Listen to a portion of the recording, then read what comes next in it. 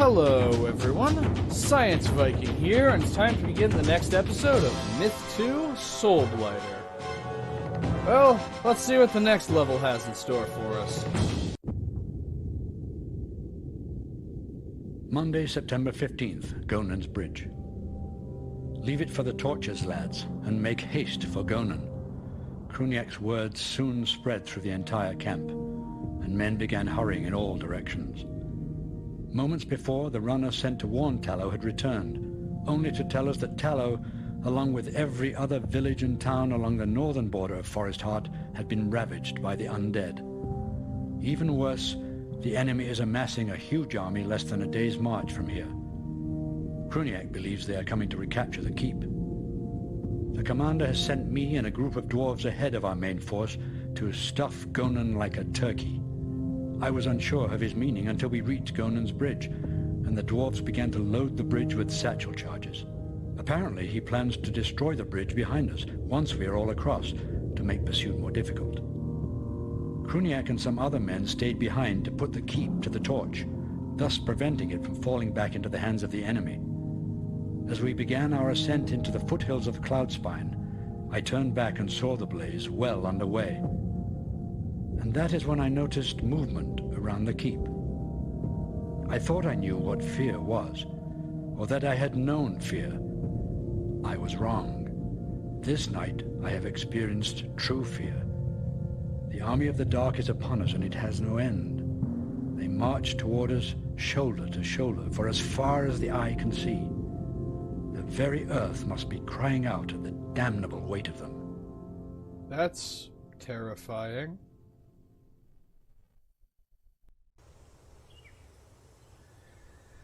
Yeah, things are starting to heat up a little bit. Mission objectives. Your forces are being chased by the forces of the dark. Find Gonan's Bridge and cross it. Garrick, your white-cloaked captain, must survive. Destroy the bridge behind you.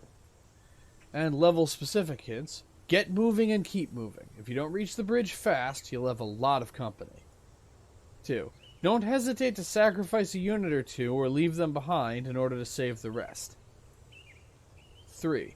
Your troops run faster than Thrall and can sometimes outrun confrontations. That's something we've talked about before. There's more than one route to the bridge. Look for signposts that point the way. If Garrick's health gets low, heal him.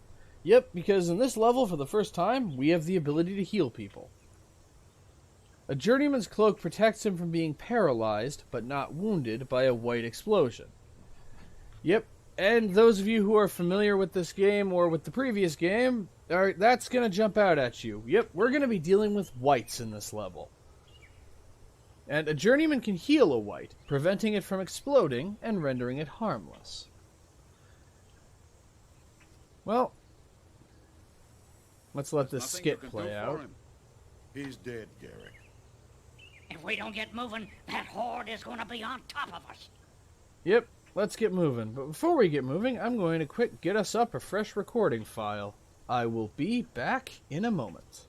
Okay, I am back, and the first thing that we want to do is there's some soulless that are going to come at us from the side, and we want to take them out while we still have the high ground. While we're at it, I can talk about our new unit, the Journeyman. The main thing about the Journeyman is that he is our healing unit.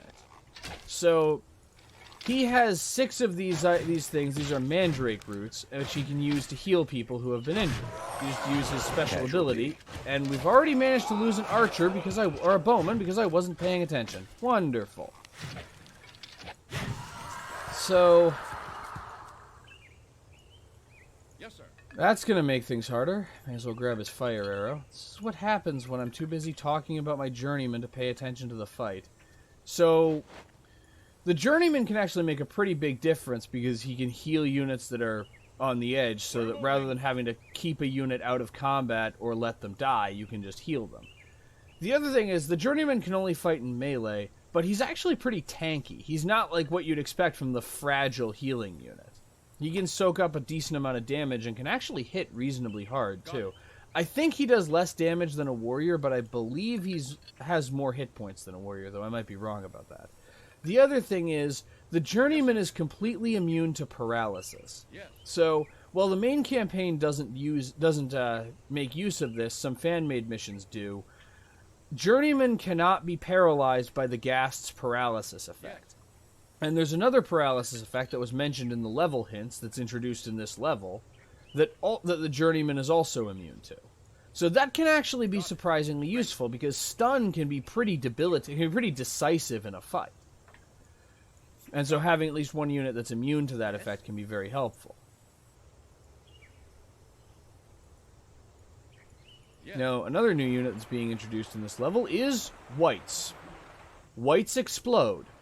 Then, if their only ability is that when they get within a certain distance of you, they can self-destruct, doing very large amounts of damage. They also explode when you kill them, so it's not like StarCraft, where with the infested Terrans, if you kill them before they self-destruct, they don't explode. Here, yep, when you kill a Wight, it will explode. Also, like Thrall, Wights can travel underwater since they're undead and do not need to breathe. So, they can very easily ambush you with these river crossings, which this level has several of, just to make sure you get good and paranoid. The other thing is, I mentioned that there was a second stun effect introduced in this level. Yeah, the Wight explosion doesn't just cause damage, it also paralyzes you. And that can be pretty devastating, considering the fact that, well, in this level we're mostly dealing with Wights by themselves. Later on, they'll start having Wights try to sneak up on you while you're fighting other enemies. And so if a significant portion of your force gets paralyzed, you now can't keep fighting and can't take out the other enemies. Another thing you'll notice about Wights, they don't just explode. They also release a number of projectiles, and when those projectiles hit the ground, or hit one of my units, those projectiles will explode. Yes, sir. That's significant for a couple of reasons. The main one we're aware of now is that those make a Wight explosion a lot more unpredictable. Yes, it isn't just a fixed area of effect, but it essentially has shrapnel. And so if the shrapnel flies in the wrong direction, you can get into some serious trouble. However, the other factor is that these pieces of shrapnel, these like exploding pieces of shrapnel, which they actually have a name, they're called pus packets. Ghouls can actually harvest the pus packets from Wights and throw them at people. That's one of the projectiles a ghoul can use. And that it isn't as dangerous as the actual Wight explosion, but a pus packet explosion does a pretty respectable amount of damage, and in addition, it causes paralysis. So, as of the level that introduced Wights, ghouls just got a lot more dangerous all of a sudden. And speaking of ghouls, we have our first group. This group does not have pus packets, however, making them significantly less dangerous. There will be a group of ghouls that do in this mission, though. Let's launch ourselves a merry little fire arrow. We're moving. We're moving. Right, the fire arrow is enough for the soulless. Just get the dwarf out of there and let's send the melee units in. And yes, I'm counting the journeyman among the melee units. That soulless is not very smart, just hanging out in the fire.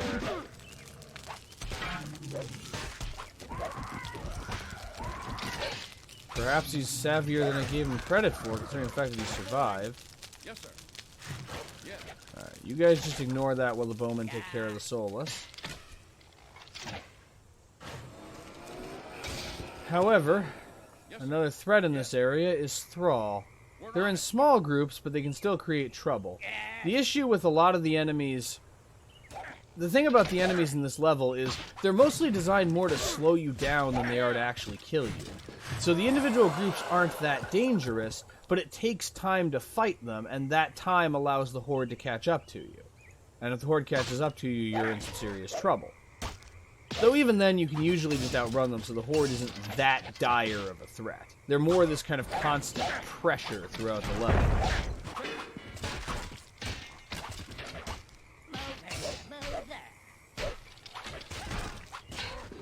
And now we've managed to aggro all of the Wights, and so they're just gradually following us. Something I am probably going to do as a bonus video for this project is I'm going to do I'm going to pick a good defensive position and actually try to fight the horde and see how long I last. Honestly, this is probably the position I'll pick. I'll probably just set up here and wait for the horde to catch up to me. But that's for another video. For this video, we're playing the level normally. So, onward! It's kind of funny. On my first playthrough, I couldn't really, like, follow the level design for this mission, so when I was a kid. And so I was playing through this level, and I got horribly lost. And I got stuck on this level for, I swear, something like a week. Because it wasn't so much that I kept dying, as I just kept getting lost and could not figure out where the game wanted me to go. We're moving. Which is kind of funny looking back at it, because honestly, the level is not really that hard to understand. Anyway, I want to get a dwarf into position in advance here. And follow that up by getting my bowman into position. Because, if you look ahead here, there's this nice long strand of river that we have to walk along. And if there's one thing we know about undead, it's that they like to hide underwater. So, I sense a trap. And this is definitely me using a combination of wit and intuition, and not at all exploiting the fact that I've played this level before. Yes, sir. On my way. I would never do that. But yep, have some thrall ambling up out of the river. And be careful of friendly fire as the warrior runs over here.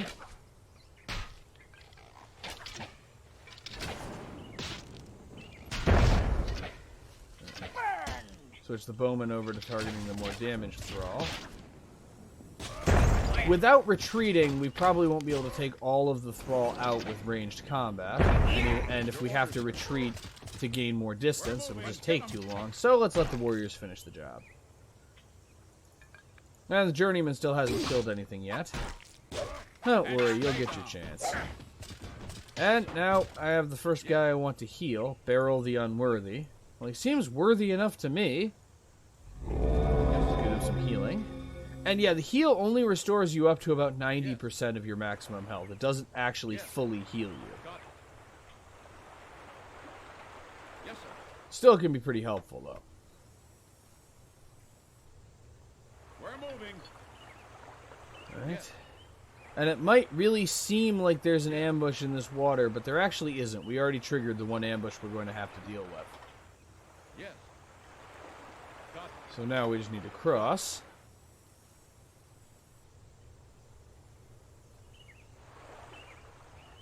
And a nice bit of attention to detail. If you zoom in, the map actually says the sign actually says Gonan's Bridge, and it points that way. Yes, sir. So we know where we're going.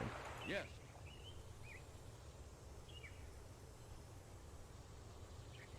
What's funny is when I originally played the game, I actually couldn't read the signs because the resolution I had to play at was too low. And so I was like zooming in really close and poring over. It's like, what does it say? I can't read that.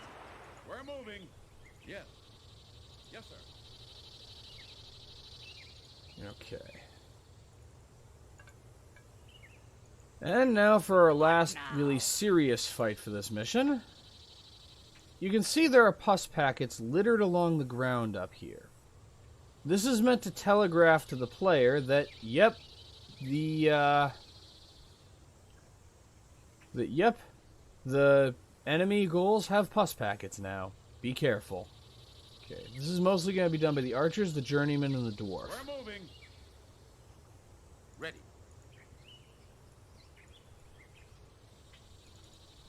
Yes, sir. Alright, get you guys into sir. position. Moving. And there's no reason to conserve the fire arrows anymore. Yes.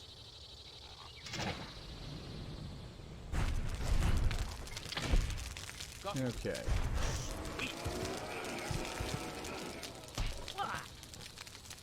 And now I'm actually going to send the journeyman in to attack the ghouls. Because the journeyman is immune to being paralyzed by the pus packets.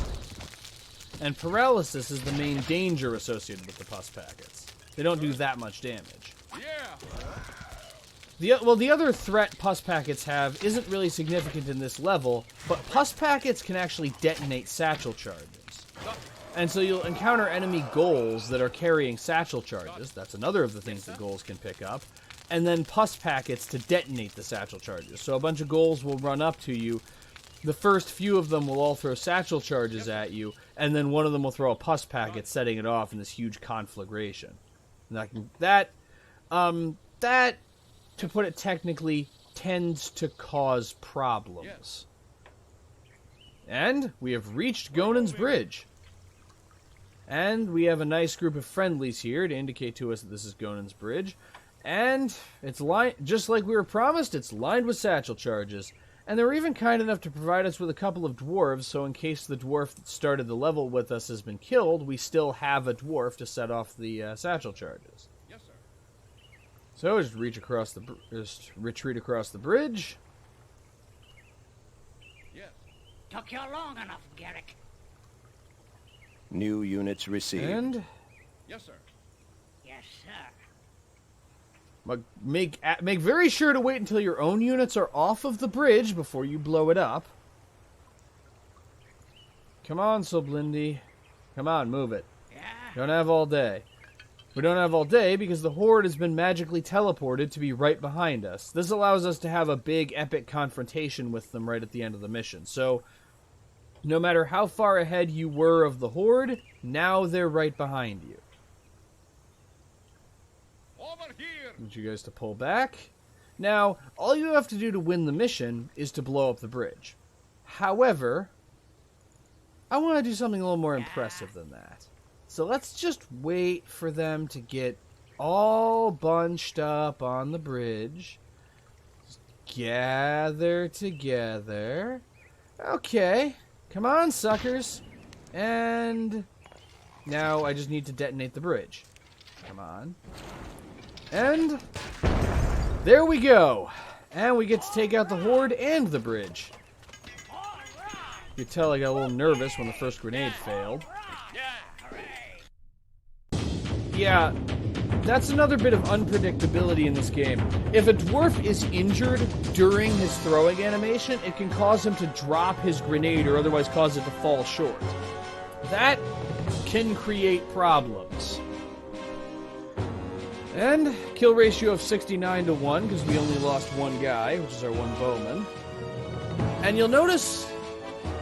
No, you won't, because they're not listed. I thought for a second that the new unit type that was introduced at the end were listed in the survivors, but they actually weren't. But if you were paying attention, you'll notice there was a new melee unit among that group of reinforcements. Those are berserks, and we're going to be seeing a lot more of them from now on. Anyway, on to the next level.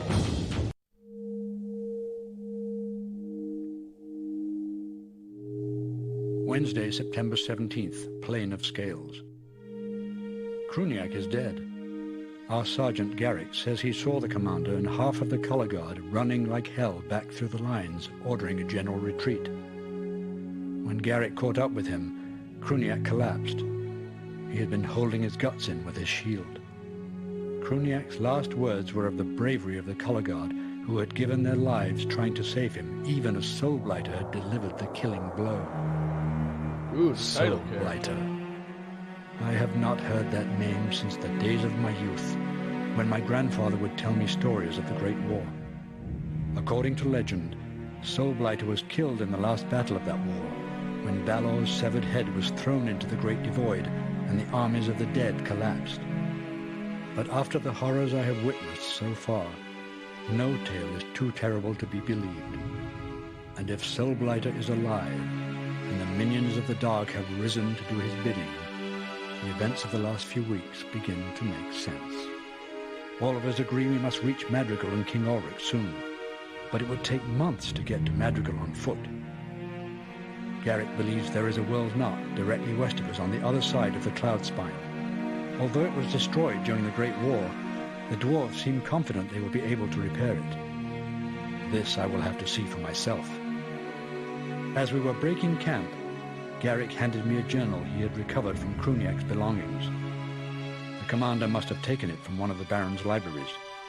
What significance it may have had to Kruniak, I do not know, other than it appears to have been written by a man who served in the Legion during the Great War.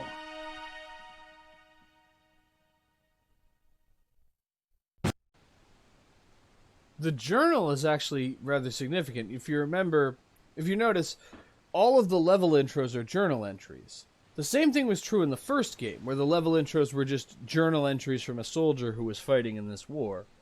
Well, I'm fairly certain the journal that was just mentioned, that they found in the Baron's library, was the journal from the narrator of the first game.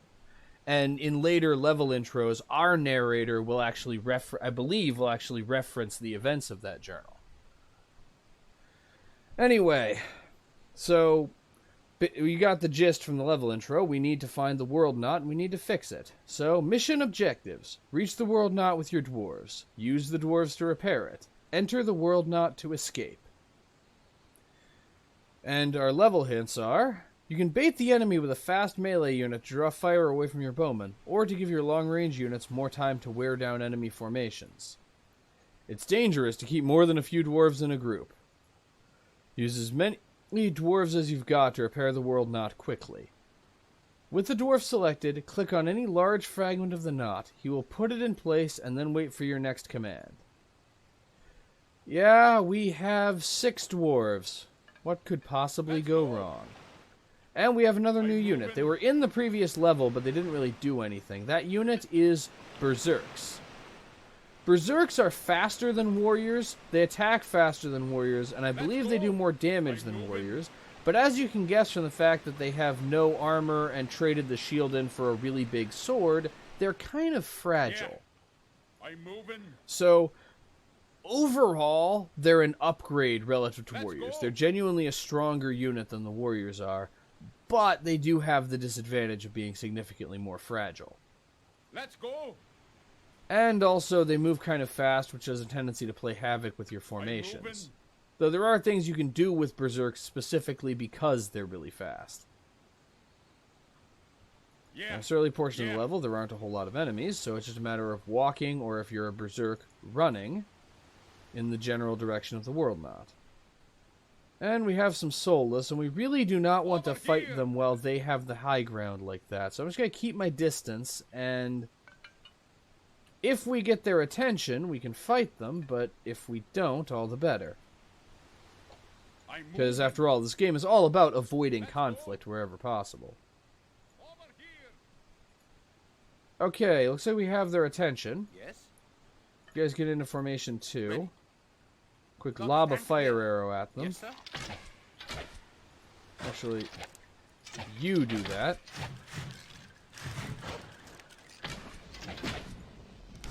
Alright. Now reposition a little bit. Okay. One more shot. Unfortunately, we're in serious danger of losing a bowman. Okay, what's that enemy over there? It's a soulless that the Berserks are just kind of ignoring. Okay, let's let the Berserks take that out. And these soulless don't really have anywhere to retreat to, so the Berserks can easily run them down and take them out. On the other hand, a little bit of being shot at by a soulless actually did pretty significant damage to these two Berserks. Like I said, Berserks are kind of fragile. We also have an archer who's in need of healing, so we're moments into the level and we already need more healing than we did last time. Alright, let's start by healing this. Actually, while they're walking up, let's... do I want to heal? Yeah, I'm going to heal both of them. This level is actually relatively short, so I don't need to put too much effort into conserving healing. Okay. And let's do 2 dwarves, one of whom is... let's do the 2 experienced dwarves for what I'm about to try. I'm moving. Okay. The 2 experienced dwarves, all of the Berserks, and all of the bowmen are going across this river. Everyone else is staying behind. You'll find out why in a moment. I'm moving. Let's go. The Berserks always make me feel impatient because they're so quick to get into position that it makes me wish all the other units would do that too. Because we need to get past this. So, the problem is, it's kind of hard to... I don't believe you can lure them across the river. I'm going to try that, Yeah. but I believe their AI is Moving. programmed not Yeah. to cross Over this river. here. I'm moving. Let's go. Yeah. Okay, step 1, dodge the incoming enemy fire, which Berserks Let's are at least go. pretty good at doing. We need to keep moving forward until the I'm thralls moving. start coming towards Yeah. us. Yeah. And now we fall back. And have the bowmen immediately start firing at the thrall, because we need to keep the thrall's attention. And have one bowman once again lob a fire arrow at one of the soulless.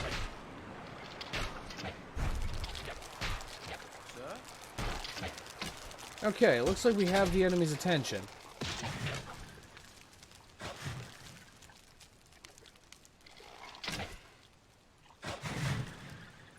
And that enemy includes a very large number of goals. Okay, and now they've decided it's not worth it, and so they're retreating. And we're being attacked from the left, too. Forgot about that part. Okay, you guys keep moving. Okay, Bowman, deal with that group of soulless, please. Berserks, deal with that group of soulless, please. Howrone, avoid being killed by the soulless, please.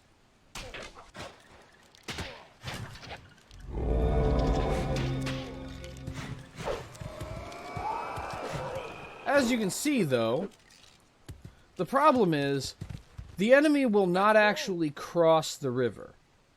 I'm moving. We're already seeing how Berserks are more fragile than other units. The enemy will not actually cross the river. And so, as a consequence of this, positioning dwarves at the opposite side of the river doesn't do us a whole lot of good. Let's go. So, Yeah. we're going to have to cross the river with our own guys. This group stays behind because they have little that they can contribute. Let's go. I'm moving. Pull back. Yeah. Yeah. Over here. Yeah. Let's go. I'm moving. Let's go. Yes. Sir. Alright. I'm moving. You're only going to get one. What? Casualty. Let's go. Yeah. Okay! So, the less experienced dwarf basically just dropped a grenade at his own feet, and then one of his friendly fire lines triggered, causing him to shout, "Idiot!" at himself for blowing himself up. And I'm gonna be honest, I find his assessment of his own performance hard to argue with. I think idiot is the right word for someone who throws a grenade at his own feet and dies. Now, the one advantage to the way the enemy AI is programmed, well, one advantage for me, I mean, is that I can lure the enemy into running back and forth across the water, allowing me to get a lot of free shots at them without having to get into melee. Let's go. Alright, again, let's heal the Berserk. This is our last heal, but it's worth it still. Yeah, we've been really burning through healing this time.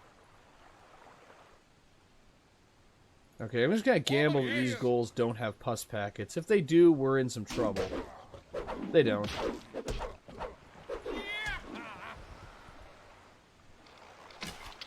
Yes.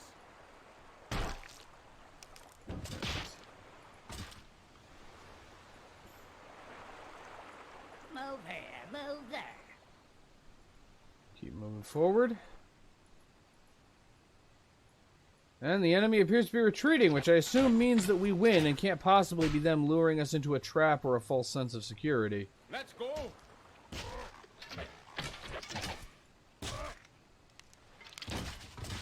Oh, you don't have a fire arrow. Neither do you. That's the problem. I don't normally use fire arrows that much, and so I'm not very good at keeping track of who still has theirs. All right. Copy. Yeah. Okay, concentrate on that one. Whoa, not good. Sir. Don't do that, dwarves. Over here. Mic up, young. No, I want you guys to go here. Select you two. Select all the bowmen. Get them moving into position. I'm moving.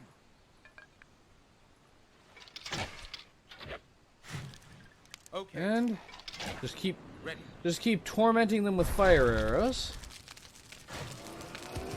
Soulless in particular don't deal well with fire.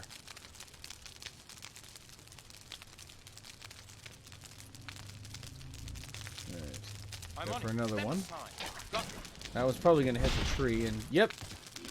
Casualty. And it can't actually burn the tree down. It will only burn the ground around the tree. I'm moving. Alright, into position 1. Okay. Into formation 1, I mean. And explosions. It's time for some explosions. Yeah. Move here. Move Okay. there. Berserks, you're up. Stand clear. Move over. Move over. Step aside. Alright. Get. Yeah, one of the good things about Berserks, they may be fragile, but they make quick work of a lot of different enemy types. Yeah. But as you can see, things are starting to heat up a little bit difficulty-wise, and I'm starting to actually consistently suffer casualties. Yeah. Then again, considering how the Baron went, the Yeah. heavy casualties isn't really a new thing in this playthrough. But this is the world knot. Interestingly, we actually blew up this world knot in the first game.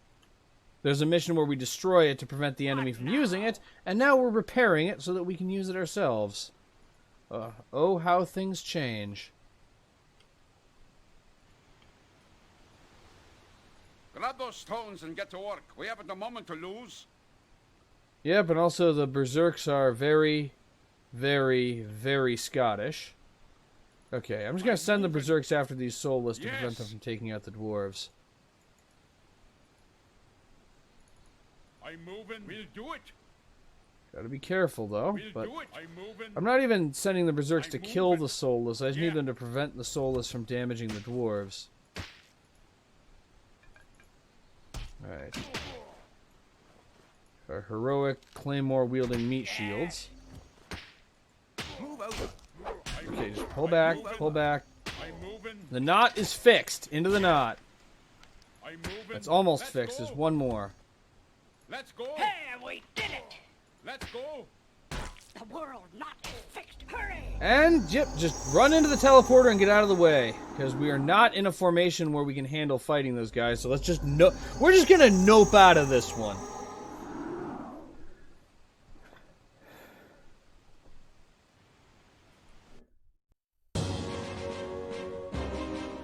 And we did it. And the end of level screen is showing a somewhat more optimistic picture of what happened than what actually happened. Where we actually managed to fix it before the enemy got inside the world knot. But only 2 casualties. It's actually not that bad. Just lost a bowman and a dwarf. And Soulblighter, the legend dwarf, continues with his killing streak. And yep, all we killed were Thrall, Soulless, and Ghouls. They just on heroic or legendary there will actually be whites in this level, but on normal and below there aren't. But we've managed to escape, so what are we doing next? Let's find out. Tuesday, September 23rd, Madrigal. Word was sent to King Ulrich within moments of our arrival through the world knot, and before an hour had passed we were brought before the throne. King Ulrich listened intently as Garrick recounted the events leading up to our arrival in Madrigal. As soon as Garrick was done, King Ulrich ordered the 7th Legion through the world knot to Scales. They have been instructed to seek out Soulblighter's army and destroy it now, before it grows any larger. King Ulrich is convinced that Soulblighter is searching for a man known as the Summoner. He says that the birth of a man who would resurrect the Mercridia and visit horrors on the world without equal in history or myth had been foretold in an ancient tome called the Total Codex. All that we know of the Mercridia comes from old songs and half-forgotten legends. They are full of horrifying tales of whole armies being devoured and entire cities being erased from the world. They were eventually defeated by the hero Connaught, who imprisoned them in a powerful artifact called the Tame.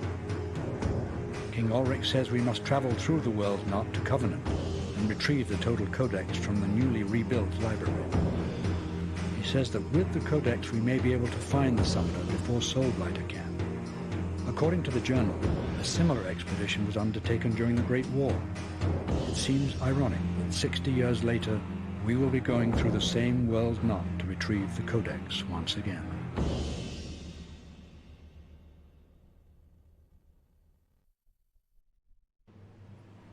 Yep, in case any of you remember the level Homecoming from Myth 1, yeah, we're back in the same place. We're retrieving the Total Codex once again. However, this mission is going to play out quite a bit differently than that one did. Mission objectives. Guard the library entrance until the Journeyman comes back out with the Total Codex. Escape through the World Knot with the Journeyman. Level. Keep moving, constantly rotating formations from side to side to meet attacks. Keep an eye on the overhead map so you'll know where the next attack is coming from. If you abandon the raised area in front of the library, you lose. Melee units are best for dealing with incoming goals, assuming they don't have pus packets. Firing from a high elevation gives bowmen and dwarves longer than normal range. Keep bowmen focused on more serious threats like fetch and wights. Yep, the enemy's getting a brand new unit type in this mission. And that unit type are these guys, Fetch. Fetch have the ability to throw lightning bolts at people. This is exactly as dangerous as it sounds. In practice, Fetch are actually a lot like the enemy's version of dwarves. So, they have shorter range than Soulless. I'll be out with the codex as soon as I find it. Protect the entrance until I return. Fetch have shorter range than Soulless, but do a lot more damage and do splash damage. However, unlike dwarves, the Fetch's projectile, being a lightning bolt, cannot miss ever. It's also impossible, obviously, for it to form a dud like a grenade can.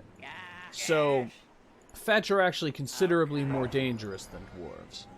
I suppose to balance that out, Fetch don't have satchel charges, which dwarves get to have, but then again, the enemy have goals, and goals can have satchel charges, so really Fetch are they just kind of have the superior force. By comparison, the forces of the light have me. We're doomed. We are completely doomed. And yeah, this mission is a purely defensive mission. Our objective is just to hold our ground on top of this raised area until the Journeyman finds the Codex. Move here, move there. And so our first threat is goals. Now, the thing about this level is there's actually a degree of randomness to it. There are 5 waves of enemies that can happen, but normally the game chooses 3 of them essentially randomly. On Legendary, you have to go up against all 5, but in addition to this, the order is always random. So it's even if you've played this level numerous times, you can't know exactly what you're up against.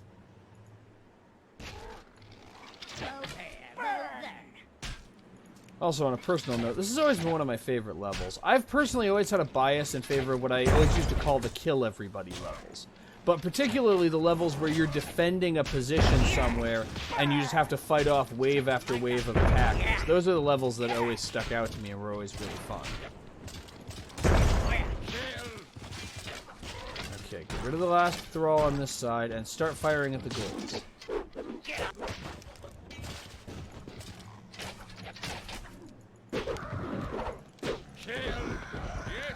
Okay. Yes, sir? Make way for the dwarf. Make way for the No. dwarf. Do not make way for the dwarf. Do not. I move and do it. Don't you do it, dwarves. Right. And the archers can wear the Soulless down a bit while the berserks get into position. And now we see what happens when archery units try to fight melee units.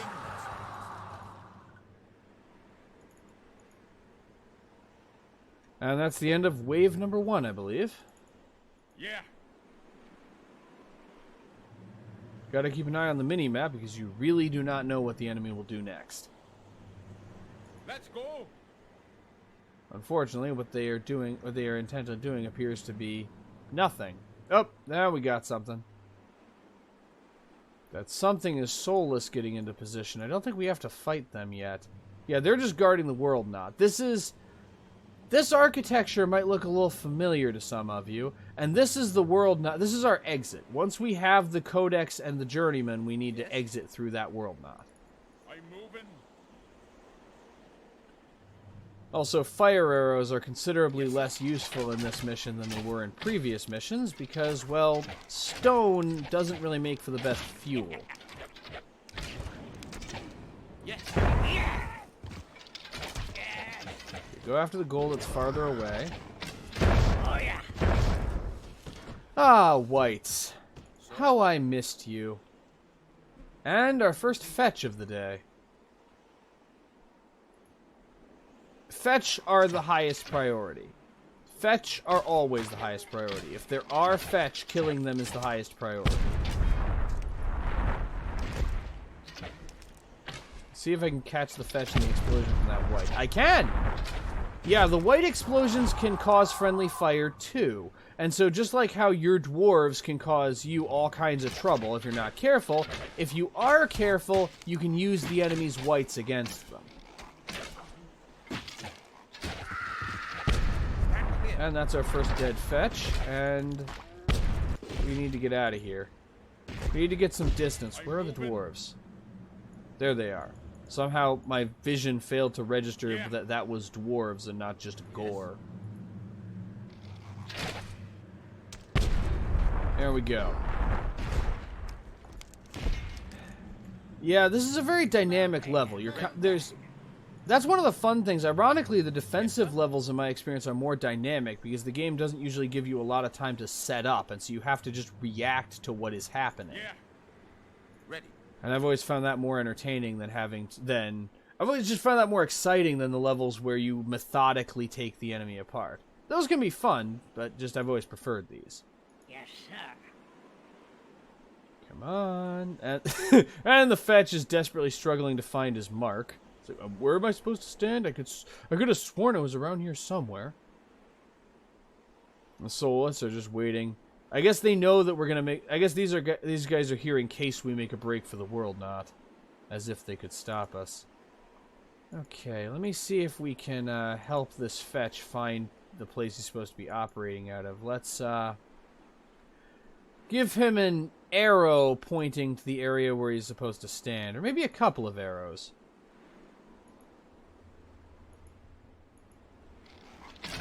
Okay, now let's pull back. One of the issues with the fetch is because of the way their projectile works, their projectile actually destroys other projectiles. You would have been back with it by now. And the bowmen are already getting impatient. The fetch's projectile destroys other projectiles, so they essentially have the ability to zap arrows out of the air.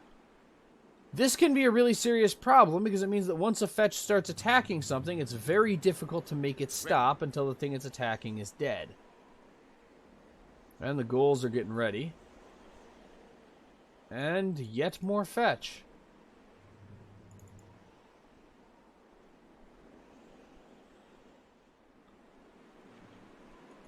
Let me see if we can make a shot at it. We have the high ground, which is rather important. Let's just get the dwarves out of here. They're not going to be able to contribute anything. Get rid of that one. Now for that one. You hear the nervousness in my voice as the fetch slowly march towards our position. Okay, we have to kill that fetch before we can do anything about the ghouls.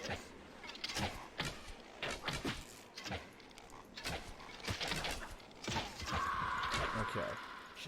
Berserks, do something about the ghouls. Art Bowman, do something about that fetch. Okay. That looked significantly easier than it was. That fetch was almost into his attack range, and if he'd got there, people would have died. A lot of them. Yes. Alright. Let's let the Berserks finish the ghouls off. And those are... Now we have whites behaving a bit differently. Previously, the whites were actually ordered to attack. Now they've just kind of been placed around here, and so they'll stay on the lower level as long as the bowmen can see them. But if the bowmen divert their attention away from the whites, the whites will come up and try to provide a really unpleasant surprise for our warriors, or berserks or dwarves. And we also have ghouls that have now decided they want to just come around the corner and try to sneak up on us. That's the thing about this. Oh, ghouls with pus packets too. Yeah. Don't know if this one has a pus packet. Get back up. Apparently not. Yes. Yeah. Let's go. Okay, the ghouls have been handled, but we took a bit more damage than I'm really comfortable with doing it. And another group of ghouls, and this time I'm not falling for that trick again. I'm moving. Okay, what's this moving up here? That's a white. Okay, gotta be careful about the white. When they said attacks come from all sides, they were not kidding.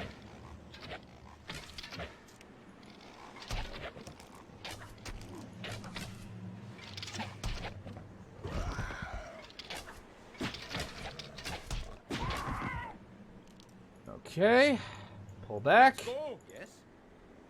Never mind. Step aside. Let's go.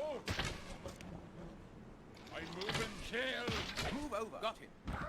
Okay, the berserks can handle that goal. Okay, gotta be careful. Gotta be careful. Any of these ghouls could have pus packets, and if they do, we could lose some people.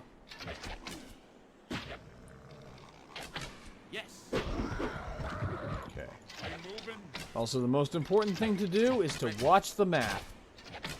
It's very easy to get focused on the one group of enemies you're fighting now and not to notice that something is edging towards you on the mini-map, like that white in the corner over there. Because the enemy really loves to go for the corners. Unfortunately, that white is in some really good cover, so we're not going to be able to take him out. Right, get the bowman over to here. And more goals. So the bowmen are just kind of having a field day between high ground and the naturally long range and the fact that goals are naturally kind of fragile. They're having a pretty easy time of it for the most part. Yes. Get back up. However, they still need the berserks to bail them out pretty regularly. Whoa! Whoa! Example of not noticing something because you were focused on something else! If I had noticed that a few seconds later, that would have probably ended the mission. And now the ghouls want some more. Come on. Come on, I got enough for all of you. Yes, sir. Come on up here.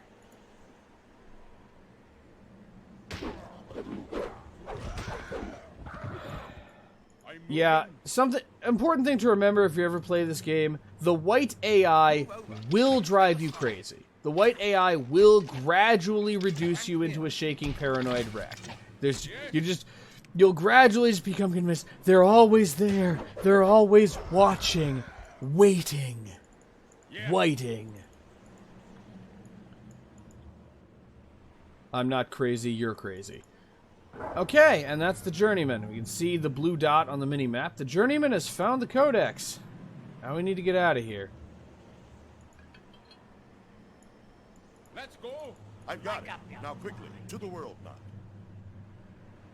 New units received. Yep. Yes. What now? The journeyman has the world knot. Now, the journeyman has the world knot. The journeyman has the codex. Now we need to get to the world knot. Now, heal this guy. Now, the thing about this is, now that we have the codex, a much larger force of enemies is going to show up, so we now have to flee. What now? Okay. Because I guess they decided that I guess they weren't serious about killing us before, but now that we have the codex, they're actually serious about killing us. So if we don't get to the world knot quickly, a lot more enemies will start to show up. What? Let's Kind of like the Horde in the previous mission, but not exactly the same. Move Okay. Move there. Yes, sir. And the ghouls can't decide whether to attack or retreat. Yeah. Yes. Okay. Let the berserks take out the ghouls. Then begin opening fire on the one soulless. And we need to get out of here. Hurry, everyone, into the knot. And it's already powering up. Let's get out of here.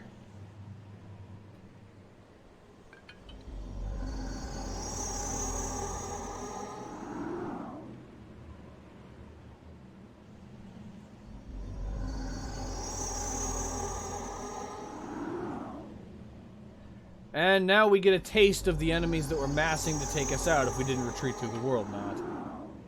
Though some people, for fun, will not flee and try to take all of this on.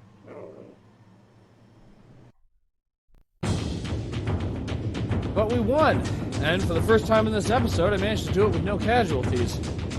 And, somewhat unusually, the bowman actually did most of the work. Though Soulblighter continues to be a legend in his own time. And yep, we managed to take out 9 fetch without any of them getting to get a shot off, which is... It sounds impressive, but really that's kind of what you have to do. A fetch... I have lost missions because a single fetch managed to get into range. They rack up damage really quickly if you give them a chance. But anyway, with another 3 levels down, and with us beginning to understand just how serious this situation really is, this is going to be the end for this part. Thank you all for watching, I love you all, and I will see you next time.